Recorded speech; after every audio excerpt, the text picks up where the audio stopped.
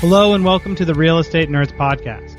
On this Bad Beats episode, we will explore the human side of real estate investing with a seasoned pro about to make the legendary worst deal of their life. A deal isn't just the investment, it is also the person. Stay with us and learn what it takes to be the best investor. Hi, this is the Real Estate Nerds Podcast. I'm your host, Scott Smith, and this is a Bad Beats episode. We're here with Scott Maurer, who is the Director of Business Development for Advanta IRA. And we had him on the show before to talk about all the great ways people are using their IRA accounts to make more money. And in this episode, what we're going to be talking about is all the ways that people screw it up. So, Scott, thank you for coming on the show. Oh, no problem, Scott. Thanks for having me back on. Yeah, man. I'm excited to talk to you today. And tell me about who has really bungled their IRA account that thought they were being clever and smart and has really just screwed the pooch on. I think the common thread with a lot of the people that have done that typically are people who are, I guess, chasing the shiny thing. They're looking, they're being promised one thing by an individual, and they're not really doing their proper due diligence. And that common thread goes across whether it's a real estate investment, whether it's a private mortgage investment, where we've seen a number of people investing in their private placements. They're bungling it really by not fully understanding what they're getting involved in and not really doing their due diligence and not seeking outside help or outside assistance to really evaluate the particular deals they're getting into. Yeah. I'm wondering in that frame of it, you have your IRA, which is basically just a big stockpile full of money. So you think you can move it. But I would bet that those people, they probably aren't regularly doing that type of business, right? I mean, the people that are really screwing it up, it's like a one-off deal for them. A lot of times it is, or it's somebody just getting into, and they're not. I don't know if they're too trusting of individuals, and they're not asking the right questions. But for a lot of people, you're right. It's either their first time getting into it, or it's something they're just not familiar with. They heard guaranteed 10 or 12%, and that's better than what I'm getting in the stock market, so I must go ahead and do that. But without really understanding the risks that were involved and what they were doing, and really not having an idea on how to properly vet the investment. It could be someone who's an engineer, is fantastic at designing buildings or designing new cars or whatnot, but when it comes to lending money from their IRA, maybe that's not that's not their specialty. They're going to have to rely on other people. Yeah, and you guys are you guys are the custodian over at Advanta IRA, right? But you guys really can't even tell people very much, right, about how they're about to get screwed or do it wrong. Can you? No, that's true. I mean, we exist. We don't fill any advisory role at all. I'm really not allowed to tell someone if I think they have a great deal or a bad deal because of the legal implications of doing either. So it's the due diligence on an investment, and this is true of all self-directed custodians, not just Advanta. We don't do due diligence. It's up to the client. It's written in our documents. It's written on the forms you sign, where it is solely the responsibility of the client to vet an investment. Now, we can certainly refer to attorneys or refer to tax advisors or other people to help make that decision. But at the end of the day, our job is to process the paperwork. If you tell us you're making a particular investment, we need to make sure the documentation is titled correctly, not whether the terms of the investment are favorable to you or not. Right. Or did you actually do any due diligence on this guy? Or are you actually going to make sure that the note that you're loaning to, whoever to buy a building, they're actually going to buy the building?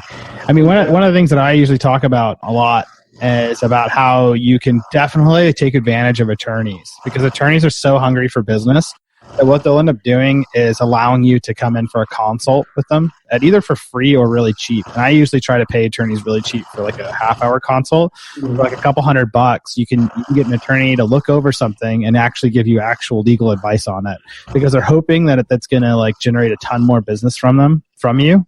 And it's a great way to have a really cheap just another set of eyes on somebody that's actually experienced in the field. And that only is true for an attorney that is in the same business you are. So whatever their hustle is that's outside of their attorney work or inside of specifically what their niche is the kind of guy that you want for that, because nobody else is really going to tell you what's up.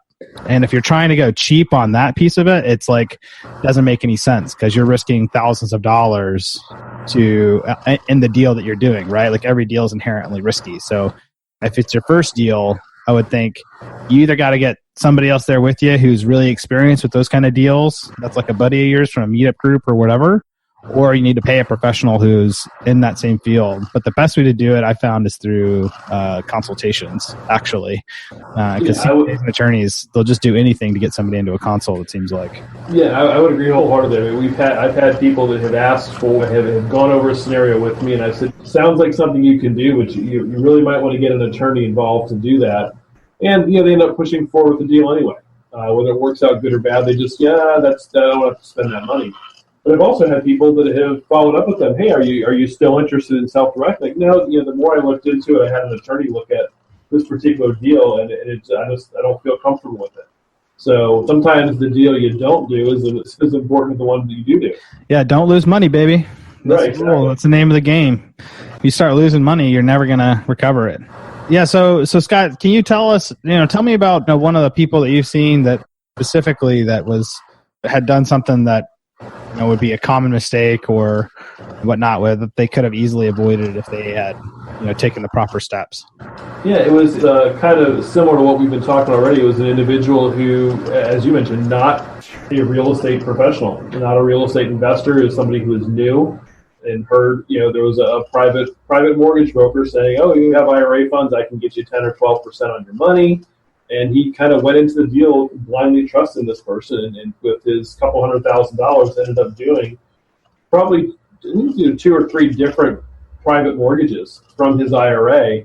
And a lot of people who are not familiar with real estate investing, when you think mortgage, you think, hey, I put down 10, 20% on a property, the bank loans me the rest of the money. So they understand the equity factor, that someone has actually put some cash into the deal.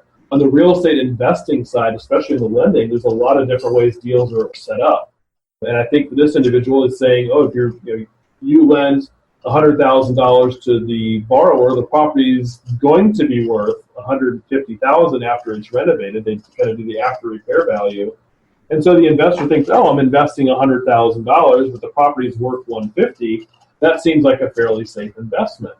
But in reality, the 150 number is what the property is going to be worth potentially one day, and not realizing up front maybe that in this case the borrower wasn't really putting anything down. He was taking the $100,000 to buy the property, get the fix-up started.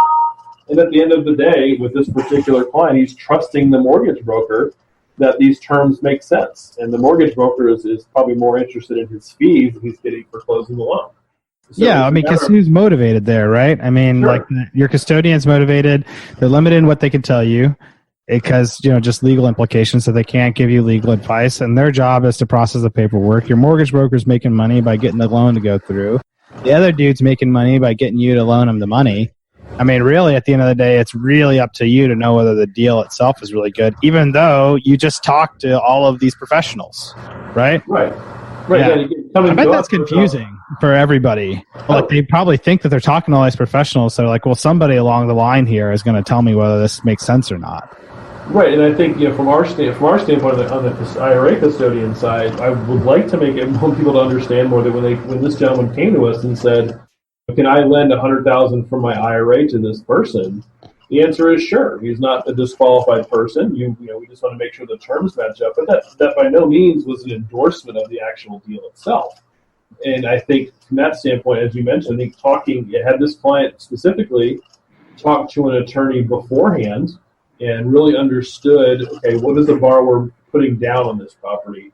Let's get an appraisal of this property up front. Yeah, I mean, attorney's going to be good too, but if you need somebody who's an investor in Sure. that field to tell you whether the deal itself is good. If you get the wrong attorney that's also not an investor in the same deal, what they're going to do is just tell you that, yeah, you can. It's going to be more of like the can you instead of the should you type of advice, right? You really need a should. You need somebody else in there should, especially for your first couple of deals.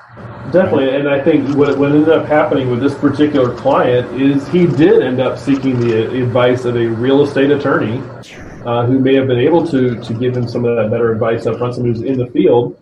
But at the end of the day, he had to go to this real estate attorney because he had to foreclose on the borrower. He lent money from the IRA, way more than the property was actually worth. The borrower ended up walking away from the deal. So his IRA properly collateralized the loan, so at least he has a recourse to take the property back. But the property wasn't worth the value of the note.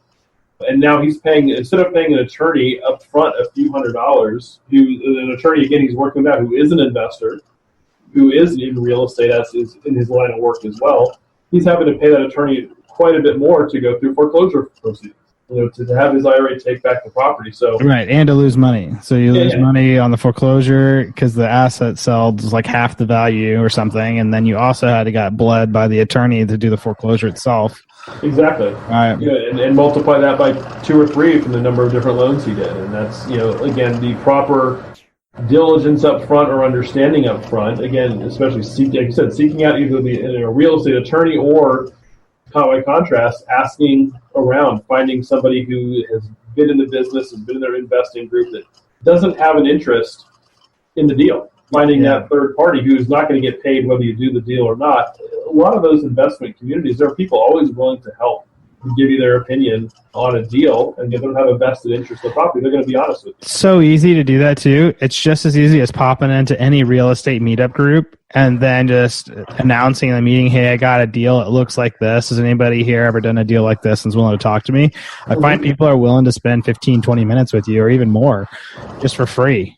Oh, absolutely. Share their experience with you on how that's going to work. It's really like one of those deals that you just got to, time and time again, what we run into, it's like it's your network. Actually getting out there and meeting people that you can talk to that have done what you're trying to do is the advice that saves people more than anything else because it's free and whatnot, right? It's just really about, you got to get out there. You got to have a network. Otherwise, you're going to get taken by somebody that knows more than you because that's just the world we live in.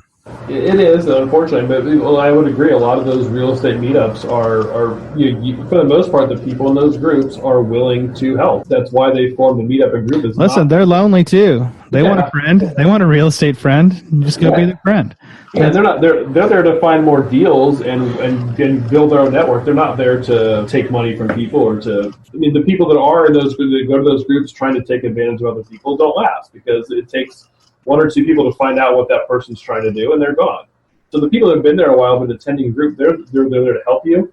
And just, I would tell the average real estate person just looking to get started, don't be afraid to ask questions. Ask people. Everybody says, don't ask a dumb question. Well, if you're just getting started, there are no dumb questions, and everybody in that room has been where you have before. They were there doing their first deal, not fully understanding it as they were getting into it, and they seek people out to ask them questions. Yep, absolutely. Yeah, there's no dumb questions. See who you can. If you have a good deal, you'll know it's a good deal because other people are going to try to see if they can get in on it too. Mm-hmm. So that's always a good piece of feedback that you can get from, kind of crowdsourcing the information from those groups as well.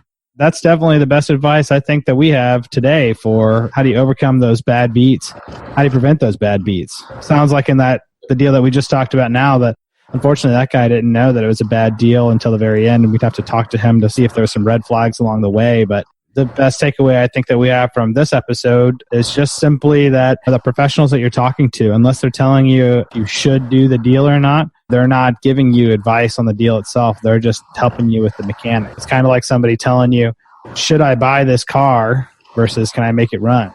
Exactly. It's a different piece to it. So, Scott, I want to thank you for coming on today. This was another episode of the Real Estate Nerds podcast. This was a Bad Beats episode where we go into how investors are losing their ass in the real estate and otherwise the investing game. And so please join us all next week. We will be having another episode of the Real Estate Nerds podcast. Connect with us through YouTube, our Facebook, social media, the royallegalsolutions.com website.